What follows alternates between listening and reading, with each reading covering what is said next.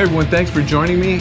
You're watching In Deep on the Delta. This is the February 15th Delta Report. I'm here at the Bass Hole with Rob. Rob's going to help me with the report today. And you know, there's not, I wish I could tell you the report's going to be better, but what we'll do is we'll go through some information, some river business, and then we'll get into the report. And there's some high spots, maybe not on the Delta, but you know, there's some stuff going on. So we'll get through this, and we'll try to keep you guys not tied up for too long, so you can get out there and start the suffering like Rob and I have been doing the last couple of weeks. So Rob, I've been hyping up your new tournament trail. You've got the dates now. So the first thing we want to do today is I'm going to hand it over to you and let you talk about the Delta Teams tournament, Bass Hole, trail, whatever it might. What are you calling this? And tell us about the tournament trail. So we're calling it the Bass Hole Delta Teams Tournament Trail.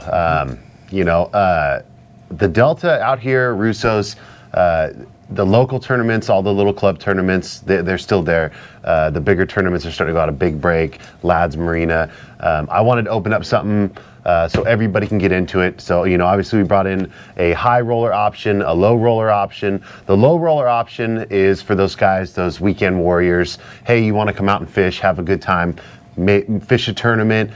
It's $100 all in. It's a 90% payback on that guy. You know, $100 to get at it. You're paying 1 in 5. We get 50 boats to enter that bad boy. You'll get a nice payday. You know, you crack a couple big fish and have a good time. It'll be a good one. We brought in the high roller one for all the Delta sticks out here. This is top 3 payout only. So we only pay first, second, and third place on this on that high roller option, regardless of amount of entry. So if we get a 50 boat field on that, first place is going to crack almost $4,000. And then your big fish, we're only paying 1 big fish on that option. You're going to get almost $1,500 for that big fish too. So you can make up to $5,000 if we get the boats to enter that high roller option. Again, only paying top 3 on that. And that's why we brought in the low roller one for those guys that want the 1 in 5 payback. You know, get a little bit of money in your pocket. And we're 90% payback on everything here. And we'll post all the dates. They're all on the Delta. They're all going out of Russo's, correct? Correct, yep. The main thing is we're doing the sign-ups here. So you can sign up the week prior, 2 weeks prior to that date of that event. The morning of, we will be here at 4:30 in the morning. So you cruising by to launch, come by here, sign up. It is cash only on the sign-up side of it, on everything. If you can't make it here and you're coming via water, from Lads, B&W, whatever that is right there. If you get a hold of me, I'll be down there and I'll make a exception to get you signed up and take care of you and get you in. Okay, yeah. So we'll be talking about that in the next. The first tournament day is in, what is it? March 10th. March 10th is the first tournament day. So we'll be talking about that weekly. If you guys have any questions, you can call Rob and get all that information. What do we call it? The Bass Hole Delta Team. Delta Team. You know, it's not so much a tour this year. We don't have a TOC coming into it this year. We did the 6 opens. There's no membership fee. You can fish with whoever you like on the team side of it. 2 guys per boat, two persons per boat, should I say. So you can fish with anybody. There's no membership fee. Your partner this weekend can be the different partner next month. There's no points. It's just kind of an open. It's just kind of an open. You know? Sounds good. We'll all be looking forward to that. We'll get into the rest of the report. All right, so let's get into the river news, and along with the new tourney info, want to make sure that everybody is keeping, what is it, March 24th, that's the swap meet coming up. Yep. What is the 3rd annual? That's going to be our 3rd one, yes, correct. And that's getting bigger and bigger, so you guys that have some stuff you want to get rid of or come down and buy some stuff from people like myself, March 24th here at the parking lot at the Bass Hole. If you have any questions, hit Rob up, and do they have to talk to you about getting a table for the parking lot? Yeah, what's the deal with that? If you guys want to come down and set up a table, get a hold of me. My cell phone's on the website. The shop phone is my cell phone. Just give me a buzz. We'll get you marked down here. It's $20 for a spot. I give you a whole parking lot spot. You can pull your truck in there, sit out the back of your truck, unload everything, and set up right there. It's generally how we do it. You're going to have a food truck out there again? We'll have James, the food truck, out there. He'll be doing barbecue. It'll be ready about 12 o'clock. So yeah, it'll be a fun time. You know, we'll have some sales going on in here as well too. And then I've got a bunch of stuff that I'm going to get ready, and we'll have a bunch of good tackle out there. We'll hit those sales up the week or two before, when you get closer. So that's the swap meet, March 24th. Also want to talk about Real Custom Boat Works. They're having the Coast Guard boat inspection February 24th. You can call Jim out at Real Custom Boat Works. Come out and talk to some of the guys, get your boat inspected, make sure it's up to date. Also, the Crappie Closet Lures Crappie Tournament at Lake Berryessa. Don't forget that, March 9th out at Capel Cove, Berryessa. If you have any questions on that, call Marlin up, and you can get a hold of Marlin at Crappie Closet Lures. I'll make sure you have his information to get a hold of him. With that, let's get into the report, and I'll start off with a little bit of mother load. And we know that Clear Lake and Berryessa are fishing pretty good, right? They're fishing pretty good. I haven't got any direct information, but man, everything I see, the tournaments are, close to 30 pounds. Everybody's catching fish right on, from 1 to 50. They're all picking up, if they don't win the tournament, they're getting 16, 18 pound bags. Good fishing up there. It's always susceptible this time of year. I know they're getting a lot of rain up that way, so, make sure you do a little investigation before you run up there just to make sure nothing has changed. But Berryessa and Clear Lake are doing really well. I talked to Jay up at Hooked Tackle in Ione. Motherlode is taking a hit a little bit with the weather. Jay's saying that Comanche would be the lake that he would suggest.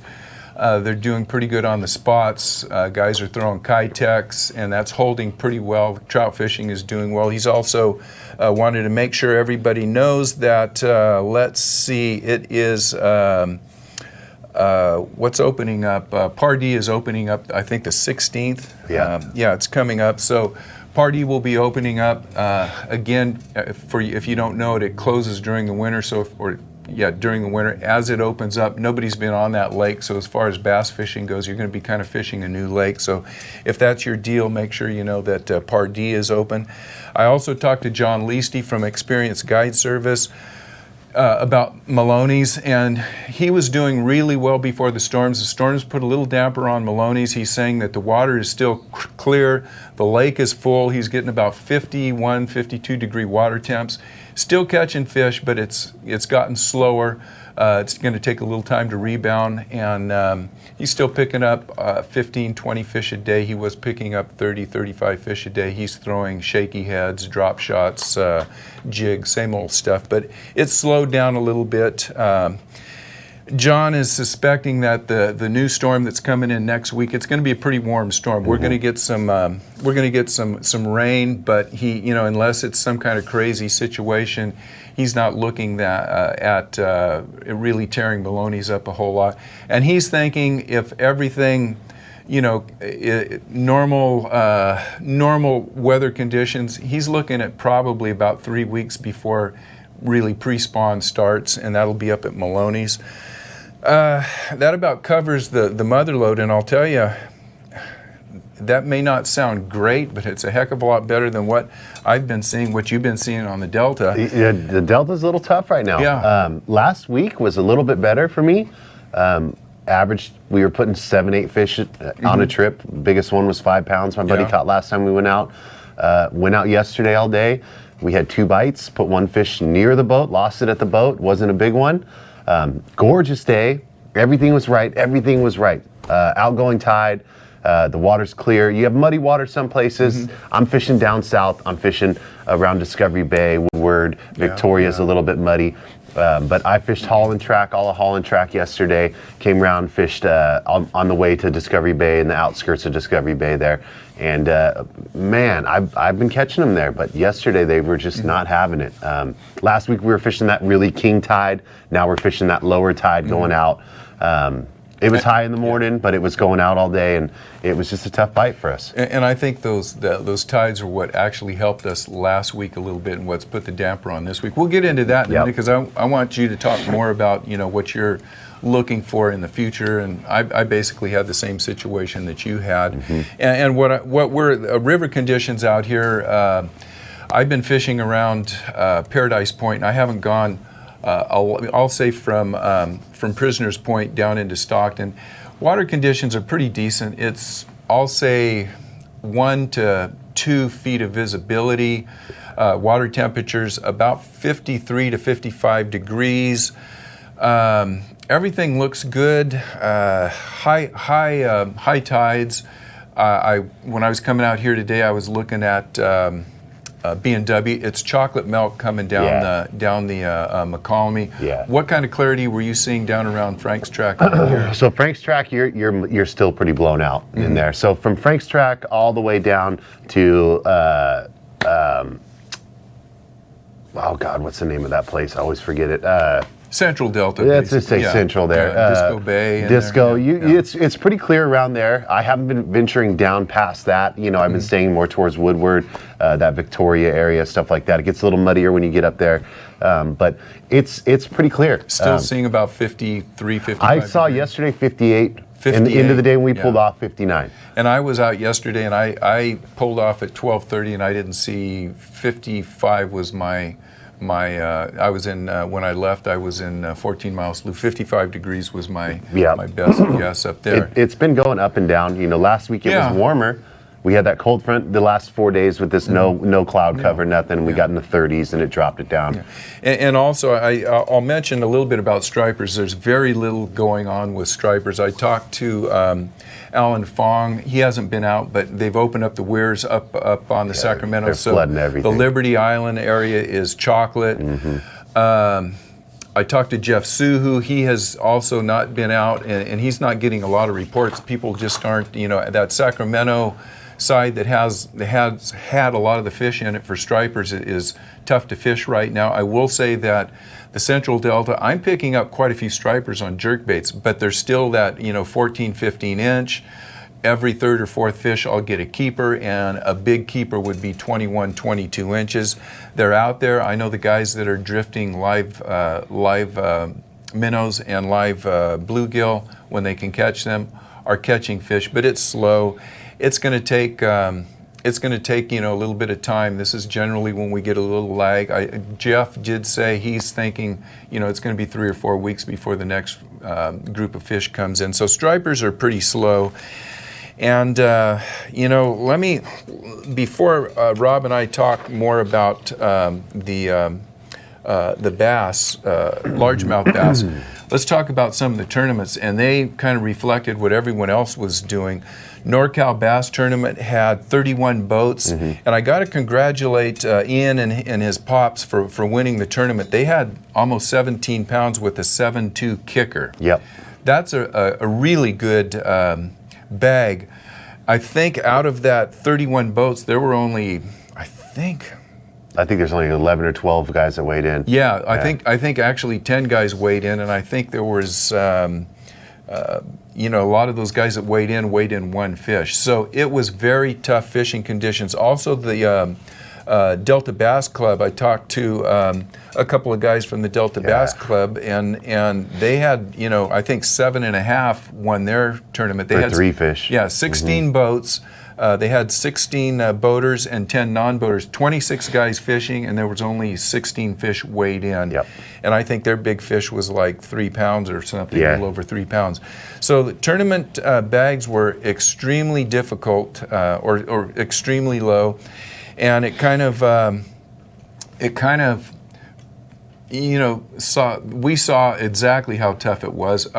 Yesterday when I was out, I talked to 2 or 3 guys that were fishing the ABA, and the ABA tournament will be next this Saturday. This Sunday. We'll have some information on that. We'll see how those guys do. We're supposed to get some rain coming up, Rob. I think Friday's going to be cool. Saturday morning, maybe you got a chance to get in out of the rain, but Saturday, Sunday, I think the next 5 or 6 days, it's going to be rain. Not a lot of rain, but 70-80% chance almost every day, and it's going to be a fairly warm rain. The days are going to remain about 60-degree temperatures, and it'll be a warm rain, so I don't suspect that it's going to change the temperatures. of the Delta much. It may change the clarity, but it's already kind of in that borderline. It's not great, but it's fishable. It may put some areas into a situation where it's, I don't like the 6-inch visibility. A foot, 2 feet, that's fine. But what would you do if you're coming out? Are you going to throw bladed stuff? Are you going to, and also talk about, a couple weeks ago, people were talking about getting frogfish. I didn't get anything on a topwater. Would you even consider starting to throw a frog? I went out 2 weeks ago, about 2 weeks ago, and I threw it all day. And I thought it would really happen. It was one of the warmer days. I'm out there in a tank top shorts. I'm like, oh, it's going to happen. I found some great duckweed. I really thought the fish were there. The water was clear. I never got a blow up on it. You want me to give you a hug? No, I'm a little upset about it, but it's going to happen. No hugs, it's going to happen. We're right there. I think we're right there at the breaking point. I think these fish are moving up, and then it's to get that cold snap, and they come back down. Somewhere on this river, they're doing their thing. If you drive around, there's blossoms all over the tree, is a telltale sign that the spawn is getting ready to happen. For catfish too. That's what my dad used to say when the cherry trees start to blossom. The catfish are out there. That's if you're the looking start. For catfish. So at somewhere on this river, it's happening. It's just a matter of finding them. If you're not catching them, you just got to keep moving, keep moving, keep moving, keep moving, keep moving. That's what's tough about it. If you're not catching them, they're not ready, they're not up yet. The grass looks good, everything looks good on the river. It's staging, it's setting up perfect. And the fish are in really good shape. They're fat. When you get one, the 5-6 pounder we caught last week had a big belly on it. I did catch like a 3 or 4. And she had just a huge head on her, and she was so sucked up, and I don't know what was up with her, but they're starting to move up and feed, right? And they're going to be targeting the craws, because the craws are going to start coming out of the rocks, so they're really going to feed heavy on craws. So when I'm out there searching, I'm either throwing a chatterbait, I'm moving to something with a red color right now in that dirty water, be it a lipless or be it a square bill. I like that guy a lot right there, that ATV, or the chick magnet. Anything orange, I'm going to be ripping through the river right now. Any crankbait, any orange crankbait, your favorite one, any lipless one, be it a LV, be it a rattle trap, cotton cordell, 6 cents, any one of those guys orange, and you're going to get bit if you just keep moving. Once you find them, break it down, slow it down, throw that big stick bait, that 7-inch Senko. This is an excellent bait right now this time of the year. Those big fish want a big bait to eat. They want an easy meal. They want to get fat. Hey, we're about to have babies here. We need to eat something big. They're going to eat that bigger bait versus that 5-inch versus that 6-inch. In my honest opinion, I do a lot better with the 7-inch. And again, that chatterbait, that red chatterbait with the red trailer, that new G-Rat mixer there, great trailer. Goes on your red chatterbait. Also the hog farmer. Anything orange, anything red is really going to draw those fish out and chase down that bait. They're looking for that crawdad. They're looking for that next big meal. So just keep it moving. Keep it moving. You like to throw a blade? We got orange blades for you. That guy's a great blade right there. Put a hog farmer on the back of that and you're rolling.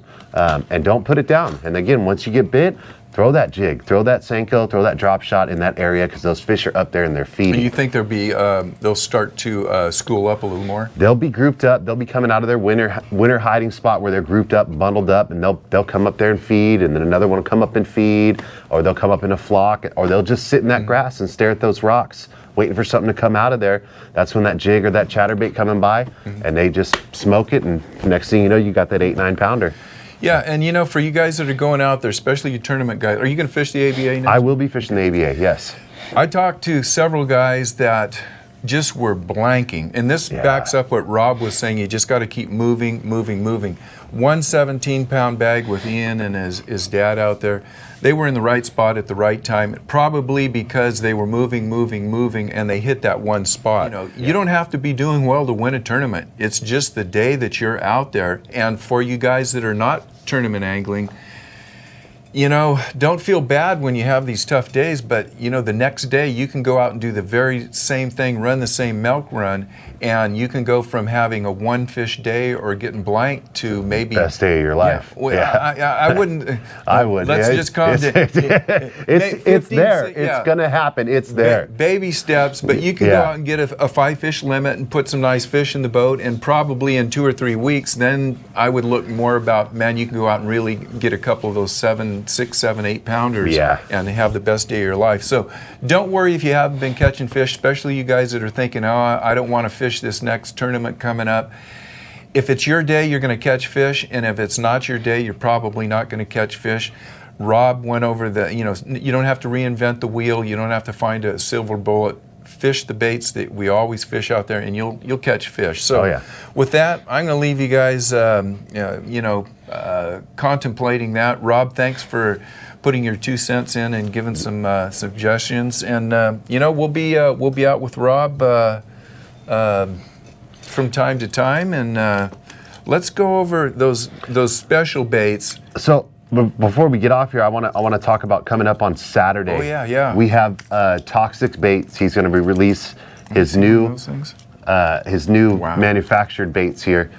Good price point on it. I think we're going $75 for the big one and $65 for the little one, versus his original Wade Hogs that were handmade. These came out beautiful right here. I know Caesar's really happy with it. I had one the other day. I fished this pretty much the majority of the day, hoping to get a big bite.